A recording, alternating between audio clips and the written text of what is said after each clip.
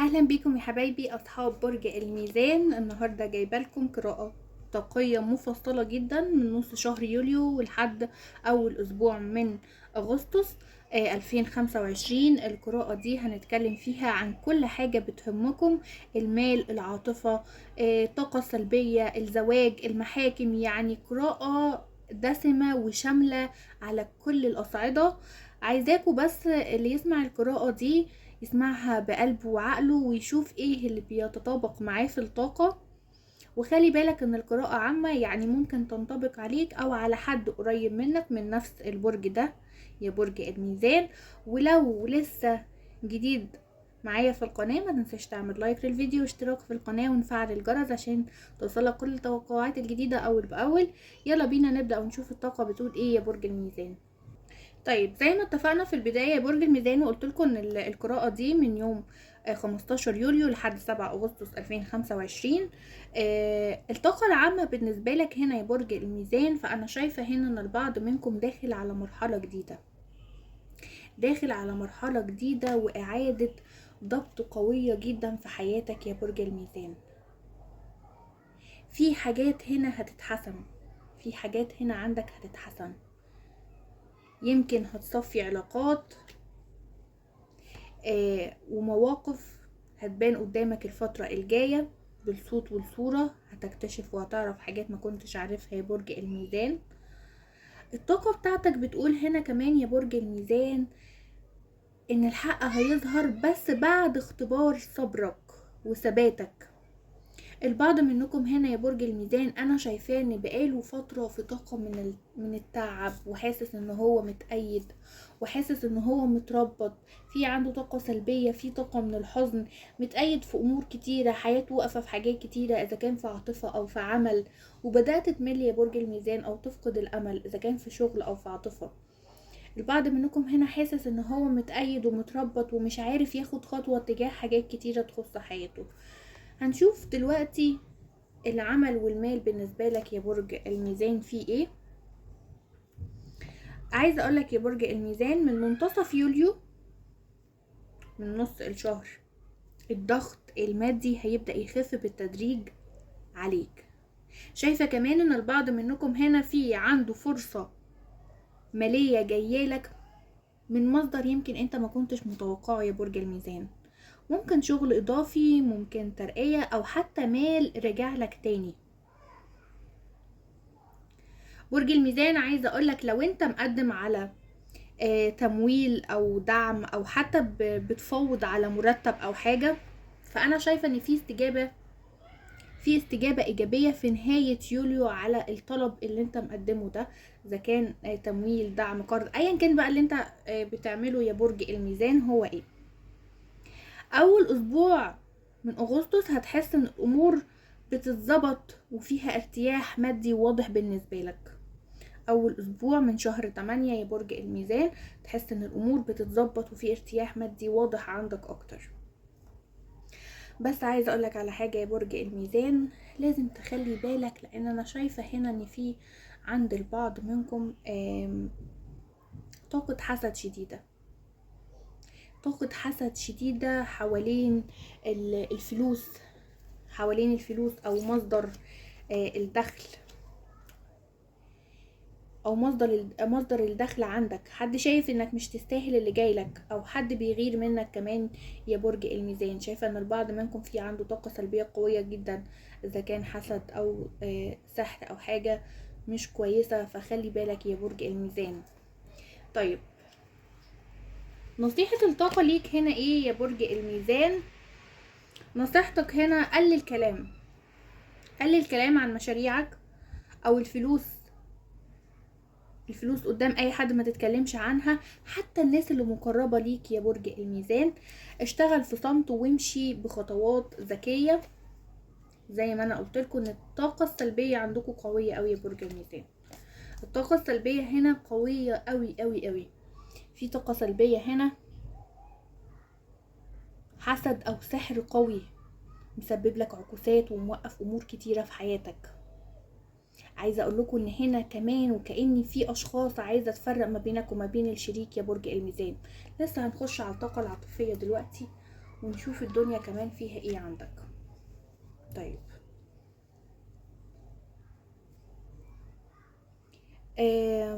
بالنسبة للعاطفة هناخد طاقة المرتبطين او المتجوزين في البداية. انا شايفة ان البعض منكم هنا العلاقة هتمر بمرحلة تقييم يا برج الميزان، تقييم داخلي من الطرفين.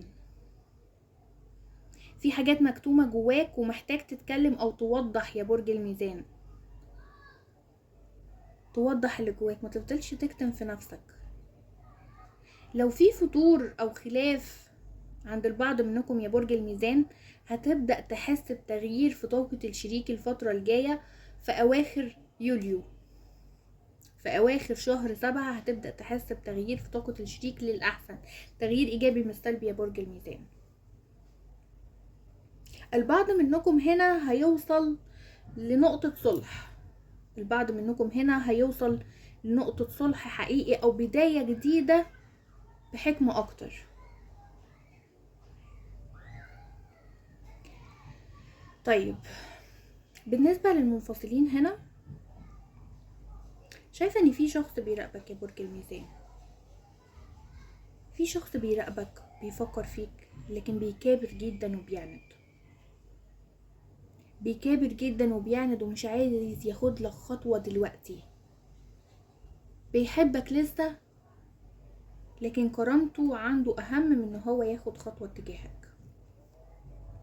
لسه متعلق بيك، لسه بيفكر فيك.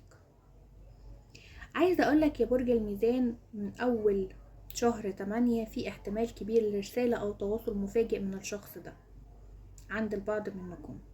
الرجوع ممكن يكون محتاج هنا حدود جديدة، هيرجع وهتحطوا حدود وأسس للعلاقة دي تمشوا عليها انتوا الاتنين يا برج الميزان.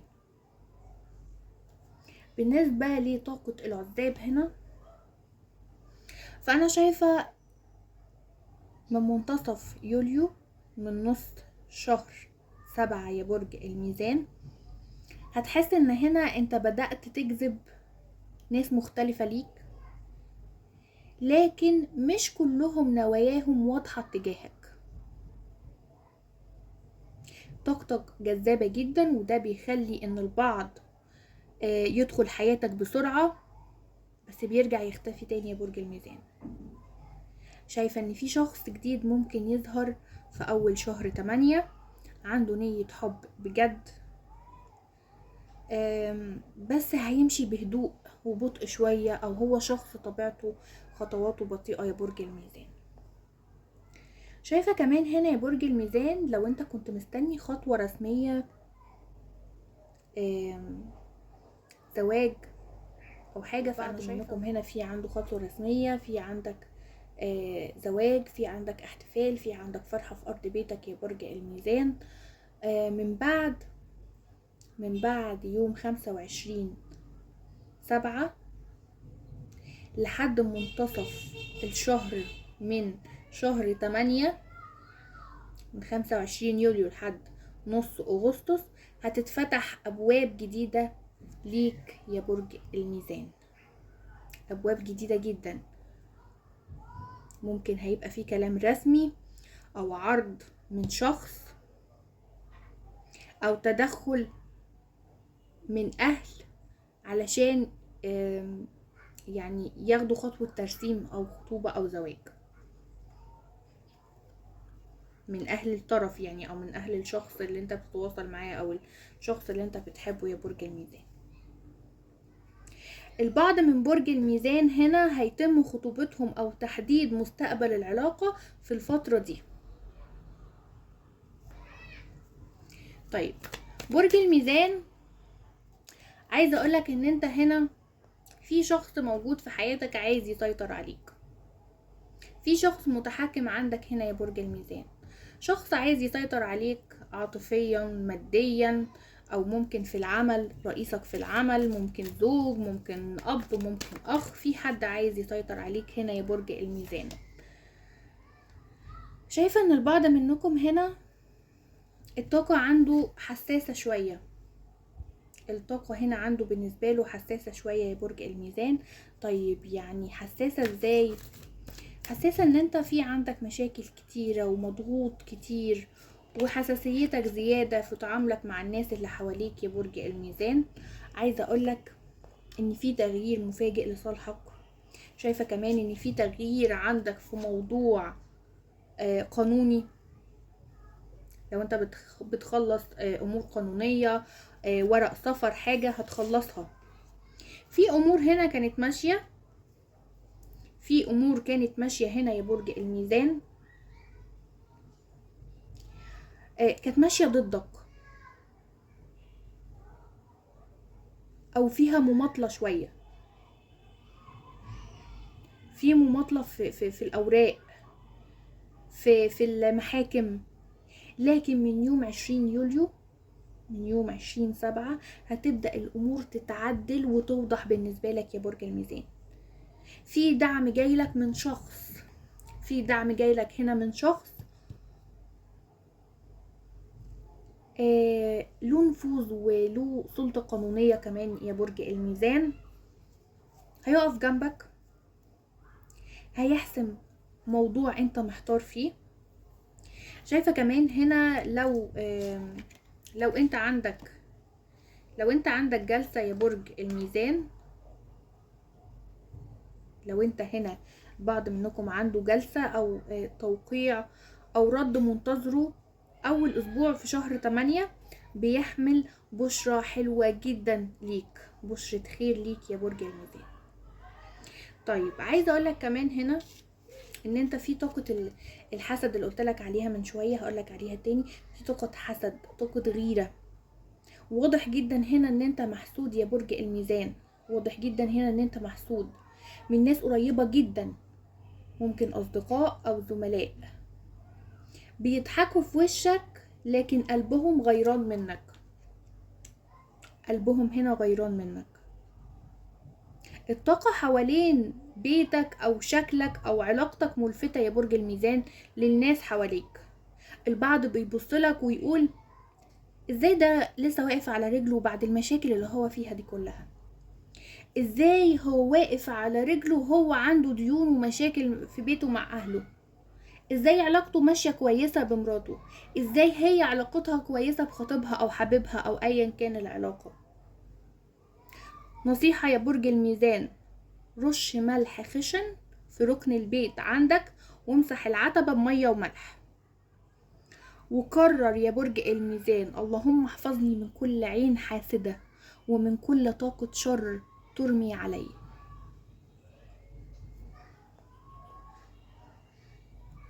اللي وصل معانا لحد هنا يا حلوين ما ينساش يحط لنا اللايك والكومنت الحلو ويشير الفيديو مع كل اصحاب برج الميزان.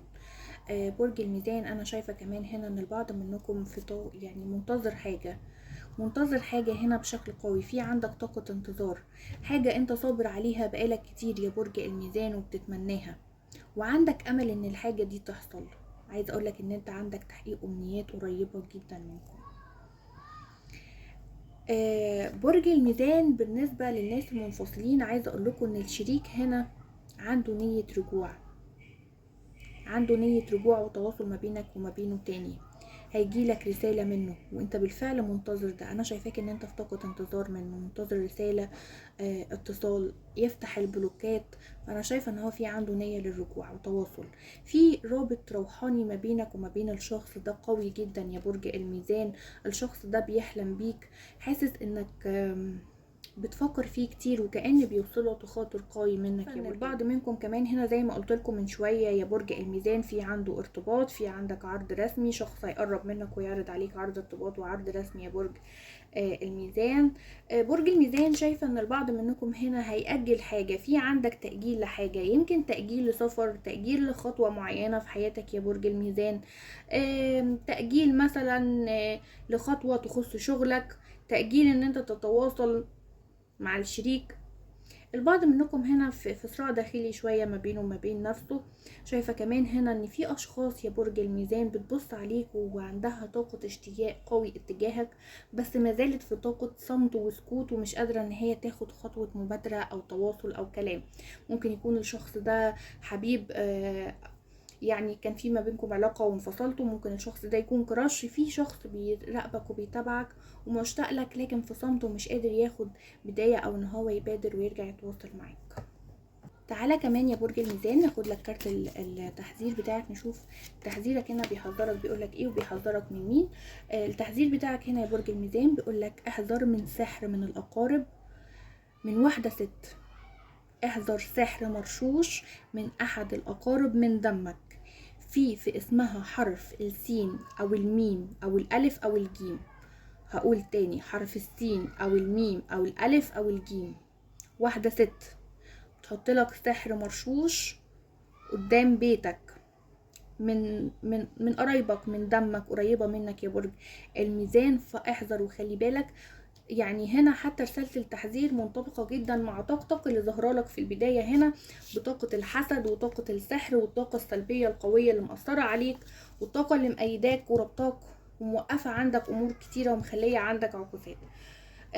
اللي حابب ان هو يعمل استشفاء لنفسه ويفك الطاقة السلبية او العقوبات اللي عنده دي، بتواصل معايا على الواتساب، عشان يعني بتاخد ايات قرآنية وأدعية وحاجات تعملها يا برج الميزان عشان تقدر تخلصك من الطاقة السلبية دي وتعمل استشفاء لنفسك عشان تقدر تكمل حياتك.